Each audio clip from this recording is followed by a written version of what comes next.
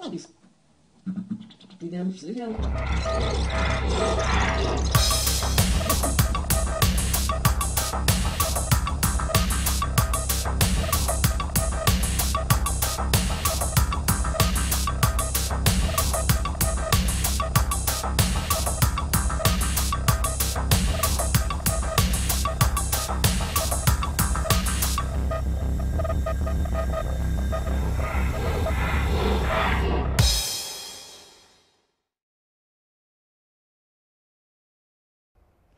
Eh bien, bonjour, très heureux de vous retrouver pour ce nouveau numéro de Trilogie. Je vous rappelle le principe de cette émission. C'est 3 films, donc en Blu-ray ou DVD.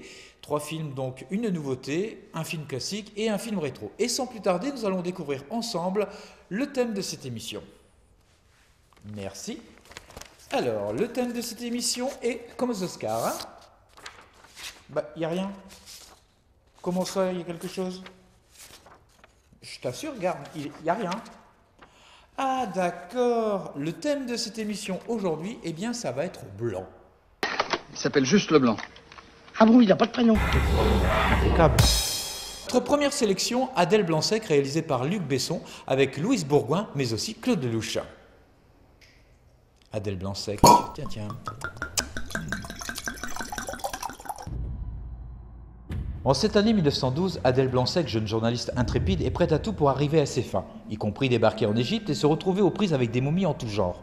Au même moment, à Paris, c'est la panique. Un œuf ptérodactyle, vieux de 136 millions d'années, a mystérieusement éclos sur une étagère du jardin des plantes, et l'oiseau sème la terreur dans le ciel de la capitale. Mais bien sûr, pas de quoi déstabiliser Adèle Blanc-Sec, dont les aventures révèlent bien d'autres surprises très extraordinaires. La signature d'un pharaon est un sacrilège. Tu peux être pendu pour ça. J'ai besoin de son savoir. C'est pour guérir l'humanité. Non, juste ma sœur.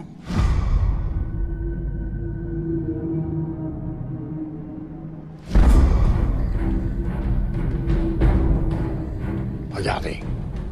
Il n'était pas comme ça avant. Et bien sûr que non, André. C'est cette histoire de ptérodactyle. Ils vont réussir à affoler la population, c'est tout ce qu'ils vont gagner. J'ai rien fait, moi. Allez. C'est le grand oiseau qui a fait le coup.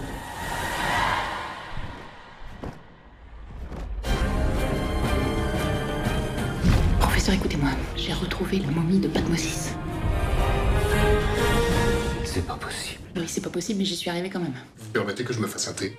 Faites comme chez vous. Un ptérodactyle au XXe siècle. Excusez-moi, je cherche l'exposition sur Ramsès II. Tout à fait.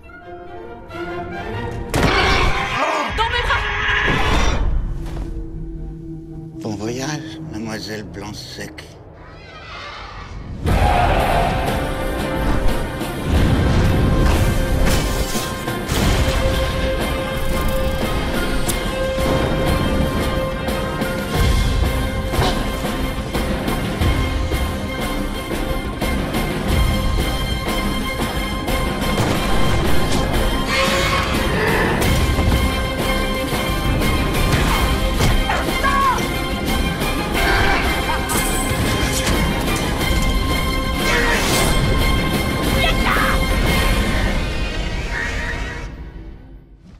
Ce film est l'adaptation d'une bande dessinée réalisée par Jacques Tardy, publiée pour la première fois en 1976.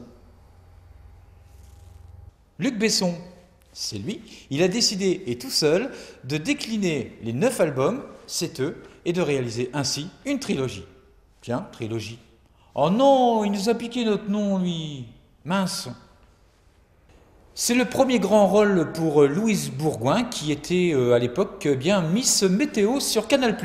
Et oui, je n'ai pas la jupette, mais je peux vous le faire aussi, regardez. Eh bien, vous voyez, ça c'est la France. De côté Méditerranée, il pleuvra un petit peu. Du côté de la Bretagne, par contre, il y aura un petit peu de soleil. Par contre, dans le nord, je ne vous raconte pas, eh bien, c'est de la pluie et toujours de la pluie. Bonne journée. Waouh, c'est grand. Et en plus, c'est vachement beau. Waouh.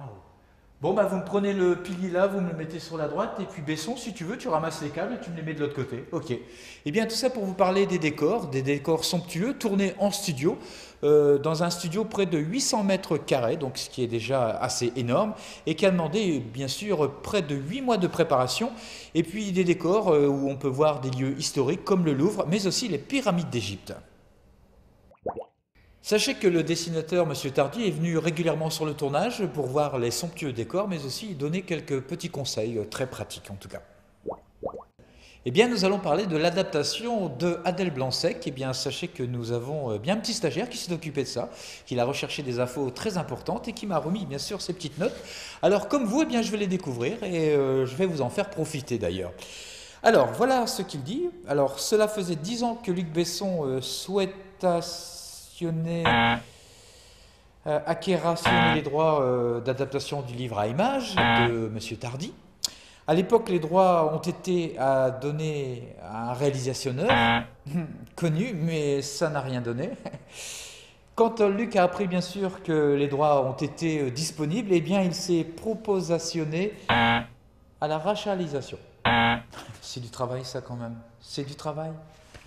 Écoutez, moi j'en peux plus là, c'est impensable présenter une émission comme ça dans des conditions pareilles.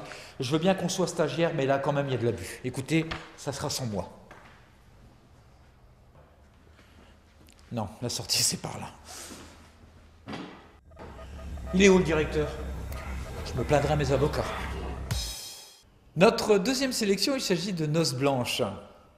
J'ai pas dit Dame blanche, j'ai dit Noces blanches, film réalisé par Jean-Claude Brissot avec Vanessa Paradis, Bruno Kremer et Ludmilla Michael. Ça donne faim quand même, hein. Assistant, je pourrais avoir un petit bout de glace? Merci. Mathilde Tessier, une adolescente, tombe amoureuse de son professeur de philosophie. Celui-ci, possédant femme et maison, dans un premier temps, il répond à l'amour de son élève. Mais cette passion, troublant l'harmonie de sa vie, va vite le déranger. Alors quelle terrible catastrophe justifie donc votre retard, mademoiselle Mathilde? Quel âge elle a? 17 ans. Mademoiselle Tessier est très secrète. À lui seul. J'ai rien. Même pas un cahier, un classeur? Non, je lui dis que j'ai rien. Et ça vous fait rire? Et toi, qu'est-ce que tu penses d'elle? C'est un drôle de phénomène.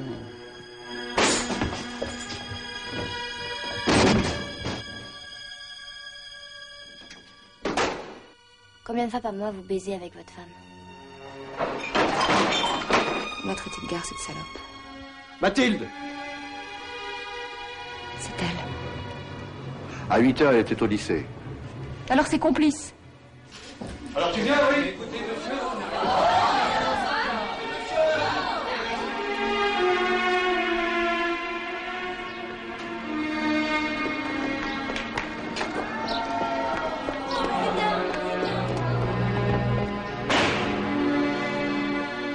Tu vas nous emmerder longtemps comme ça? Oui.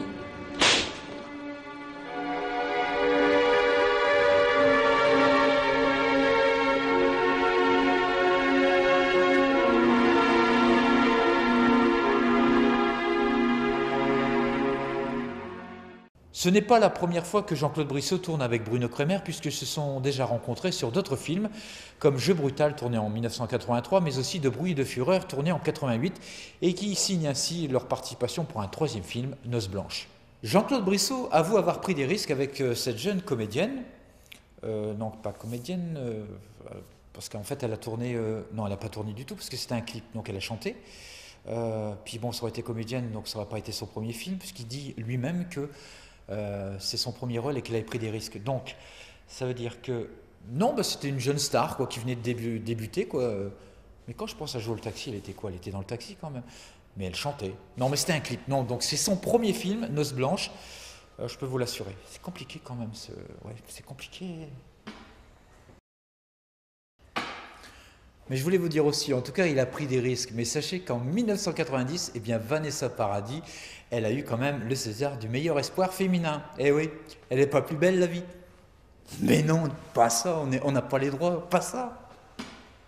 Et c'est pas tout, elle était aussi lauréate du prix Romy Schneider la même année.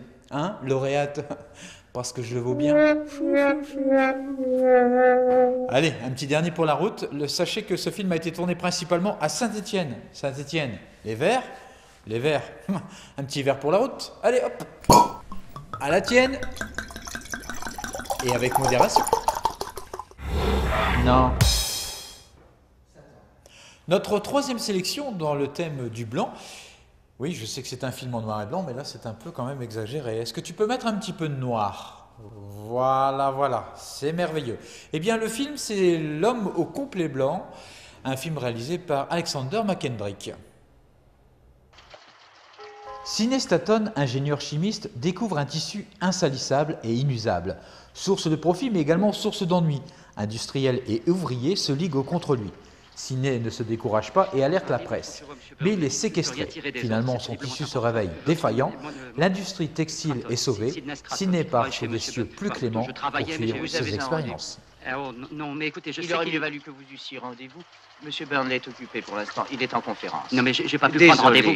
Essayez donc d'écrire ou de téléphoner.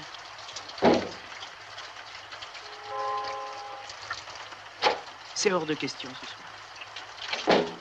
Allons, monsieur Burnley. Si ça restait entre nous, ça ne serait pas trop grave, mais qu'allons-nous dire aux actionnaires? 10 330 livres de frais divers. Mais quels frais divers? Eh bien, Davidson va arriver d'une minute à l'autre et il pourra répondre à cette question.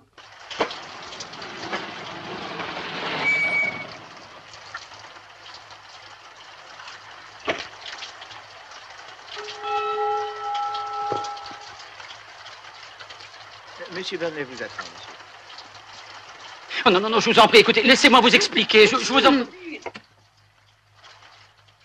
Film tourné en 1951 avec Alec Guinness et Cecil Parker, le film fut nommé en 1953 pour l'Oscar du meilleur scénario adapté. Comme bon nombre d'acteurs d'époque, Alec Guinness a participé à la Deuxième Guerre mondiale et c'est en 1941 qu'il intègre la Royal Navy. N'importe quoi, vraiment n'importe quoi là. Ouais, n'importe quoi. Pour vous parler d'Alec Guinness, eh bien, il a reçu beaucoup de distinctions et d'honneurs. La première, il a été commandeur de l'Empire britannique en 1955. Et c'est pas tout, il a été fait chevalier par la reine Elisabeth II en 1959. Et pour terminer, il a été également maître Jedi en 1977. Allez, celle-là c'est la meilleure, je le sens.